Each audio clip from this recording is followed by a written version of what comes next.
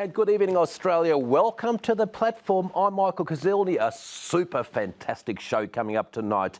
We've got the great man, I reckon the world's #1 celebrity agent, Max Markson, joining us on the couch. He's a terrific fella.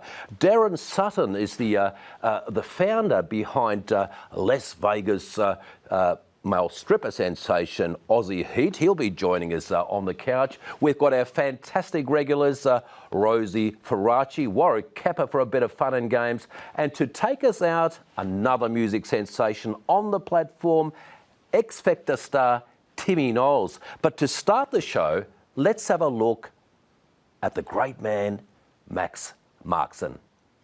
Max Markson is almost as famous as his celebrity charges. The talent manager and publicity king started his PR business, Marks & Sparks, in 1982. It wasn't long before he fell into the world of celebrity management after cricketer Greg Matthews approached him. He went down on his hands and knees and begged me to manage him. So I said, okay. So we started managing him, and I thought, I better manage some other people too. So I rang, I'm mates with Jeff Fennick.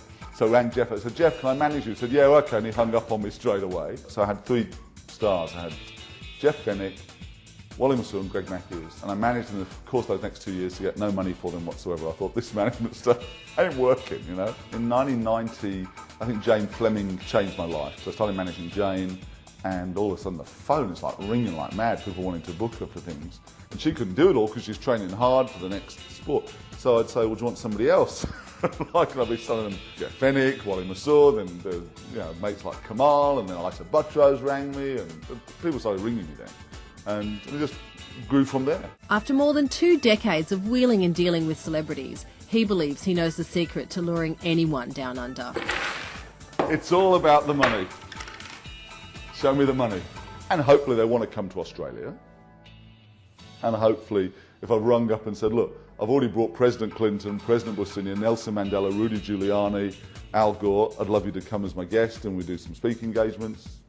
Max Markson, you are the king. Thank you very much for coming on the platform. My pleasure. Thank you, Michael. Mate, you've represented so many high-profile people, but I reckon you're the star. You're very kind to say that. More than 25 years in this game, having fun. How do you explain that, Max? I enjoy myself. I enjoy getting up in the morning and doing what I do. I just have fun.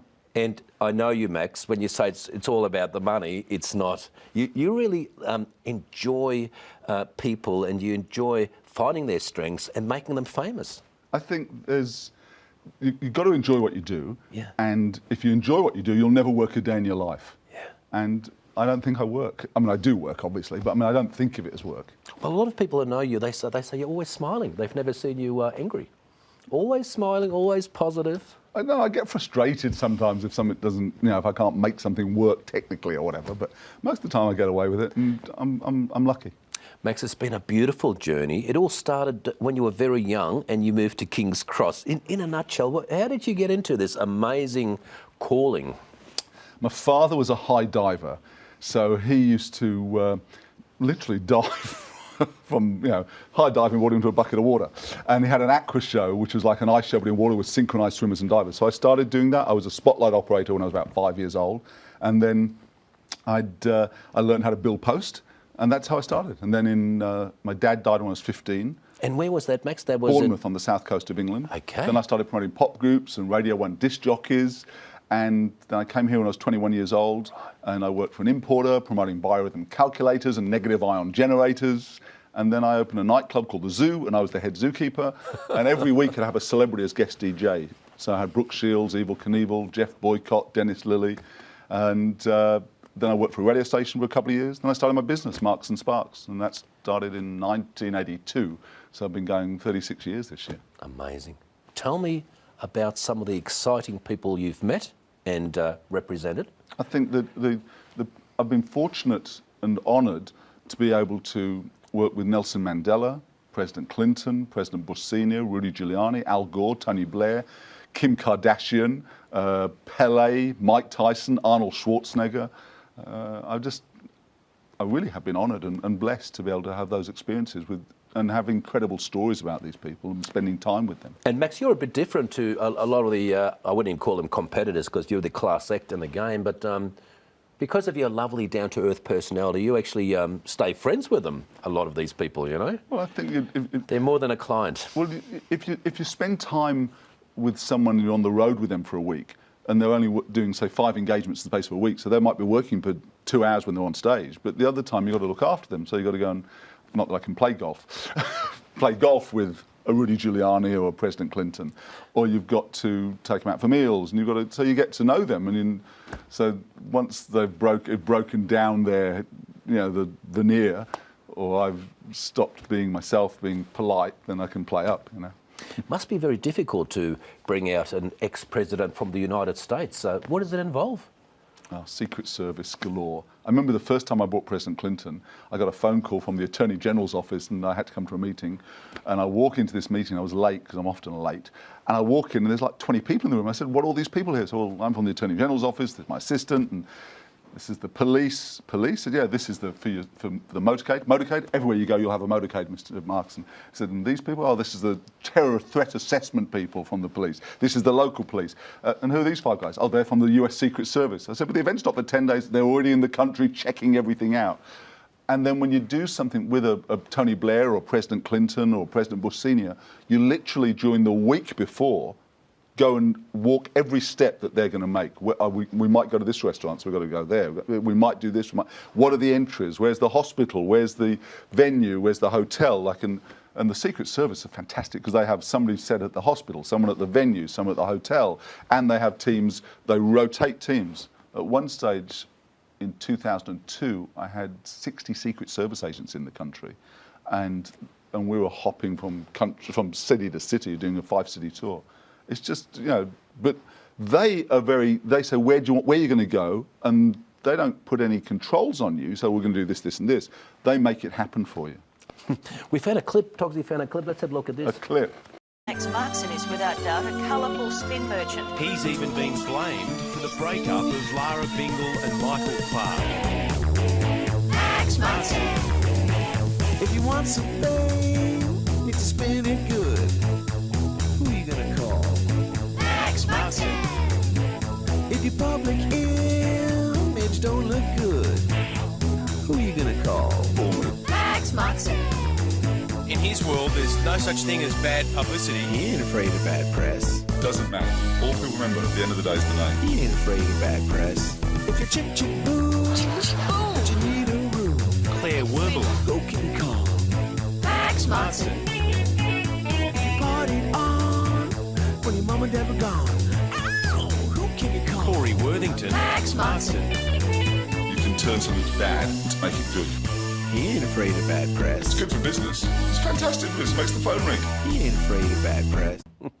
Max is all news, good news. Absolutely. Credit to Dennis Carnahan who wrote that song. Yeah, I think the media feed on stories, and if it's a bad story, it gets forgotten about. Just keep going. You're only as good as your last story. And it's the same for journalists. They write a story, they're only as good as their last story. And if something happens, if it's a negative story, just keep pushing on. And if it's a good story, well, again, you've got to keep pushing on. You don't stop. And Max, looking at your beautiful journey, the roller coaster ride, who was your favourite client and maybe the worst client? Favourite client would definitely be President Clinton. I love him genuinely, and I'm privileged to have worked with him since 2001.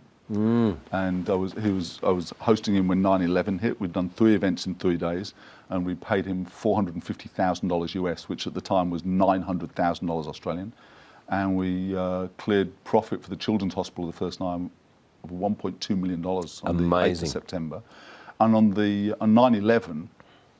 He was in Port Douglas and 9/11 hit, and my phone starts ringing like crazy, and the Secret Service closed him down, and George W. Bush, who was in office, signed a special order to send a military jet from Guam to pick him up and take him back to America. because planes weren't flying at the time. And I remember 4 or 5 years later, I was in New York and I'd seen him, and it was at a function at Radio City Music Hall with about 2,500, 3,000 people there, and I'm sitting there, I had a seat there in the front row, and a question comes up about 9/11, and without missing a beat, he says, I was in Australia at that time with this guy, Max Markson, pointing at me, you know, which is a hell of a name check, I guess. Max, when you walk down the street of Melbourne, Sydney, Australia, people love you and recognise you. What about when you go overseas? Do they know the great man there? No, and I don't think people recognise me here either. Oh, of course they do. They're just too afraid to speak to you because you're that superstar status. Who's coming out in the next few months or this year? Well, in February, Harry Dent, who's a fantastic economic forecaster. So he's touring the nation, and he'll be in Melbourne on Monday, the 26th of February. Terrific. And then in March, which Arnold Schwarzenegger, who I've known for 5 years and looked after him, done work with him every time he comes here. He'll be here for the Arnold Multi-Sports Festival. Thank you. And that's on March 16 to 18 at the Melbourne Convention Exhibition Centre. Children are free, under 15, as long as you're accompanied by an adult. And there's enormous multi-sports festival for the kids to take part in as well, sports activities for them, because Arnold's on a mission to get the kids off the couch and to a worldwide fitness crusade, to get the whole world fit. He is passionate about that. So, Max, I was going to ask you a question. What about if there's somebody out there who's got real talent at something, but they're a bit worried about the opinions of other people, and they call you? How do you make them famous if they are talented? Look, I think the one thing for them in their mind, whether they call me or anybody, is Arnold Schwarzenegger, one of his 5 tips for success is don't listen to the naysayers. So forget what people say, stay on your path and focus on it. My message to them to become famous, get your social media happening, because that's free and you can do that. Post on your Instagram feed, post on your Twitter, Facebook, Snapchat. Be active on social media and follow your dream. Do what you want to do. That's really important. Love that. One last question, Max. What are the plans for the great man over the next 10 years? For me, live, enjoy myself, keep doing what I'm doing. I don't want to retire. I think people who retire, I worry about them dying. I think you've got to keep some level of stress going and keep going and enjoy myself. Max Markson, thank you very much for the pleasure of your company. Have a really fantastic year. And we'll be back very shortly on the platform with the great man, Warwick Kappa and Warwick's World.